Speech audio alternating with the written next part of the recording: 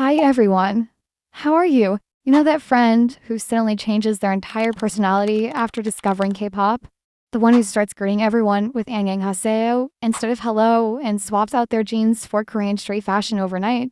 Yeah, we all know someone like that. They might even proudly call themselves a Koreaboo.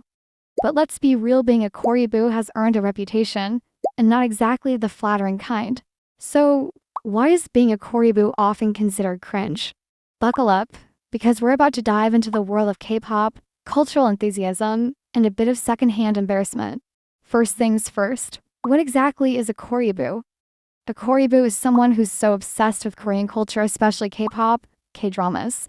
And, let's be honest, the idea of dating a K-pop idol that they start to blur the line between appreciation and identity theft. Now, don't get me wrong, loving Korean culture is totally fine. But when someone's enthusiasm crosses over into trying to be Korean, things get a little awkward. It's like someone who watches The Godfather and suddenly insists on speaking with an Italian accent and calling everyone capis. Cute at first, but it wears thin pretty quickly. Let's paint a picture. You're at a gathering, and someone starts chatting in broken Korean despite not being fluent at all. You smile politely, thinking maybe they're just practicing. But then they begin to sprinkle in random Korean words like oppa and age into every sentence, completely out of context. It's kind of like someone who studied abroad in Paris for a week and now insists on saying bonjour instead of hello to everyone, even in the middle of New York City.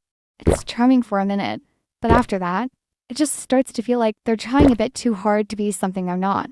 The thing about Koreaboos is that they often take things to an extreme. They don't just admire Korean culture, they idolize it to the point where they believe it's the only culture worth admiring. They'll talk about how they want to live in Korea, assuming it's all K-pop concerts, cute cafes, and bumping into idols on the street. But Korea, like any other country, is a complex place with its own challenges and realities that go far beyond what you see in music videos and dramas. It's like someone moving to Los Angeles, expecting to live next to celebrities and spend every day at the beach, only to find out that traffic is a nightmare and rent prices are through the roof. The oversimplification of an entire culture can come off as shallow, and frankly, a little cringy. Now, let's talk about interactions with actual Koreans. Picture this.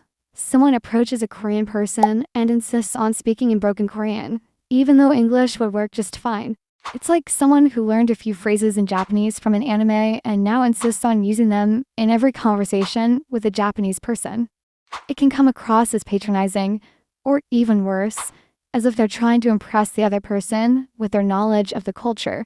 But more often than not, it just leads to awkward silences and forced smiles. Nobody wants to feel like they're being turned into a caricature of their own culture. One of the cringiest aspects of being a Koreaboo is the fetishization that often comes with it. This is when someone's interest in Korean culture crosses the line into objectifying and stereotyping Korean people. It's the idea that all Korean men are sensitive, flower boy types straight out of a K-drama, or that every Korean woman is a perfect blend of cute and sexy. These stereotypes are not only unrealistic, but they're also harmful. Reducing an entire group of people to a set of cliches is never a good look. And it's one of the main reasons why the Koreaboo label carries such negative connotations. But here's the thing. We've all had our cringy moments.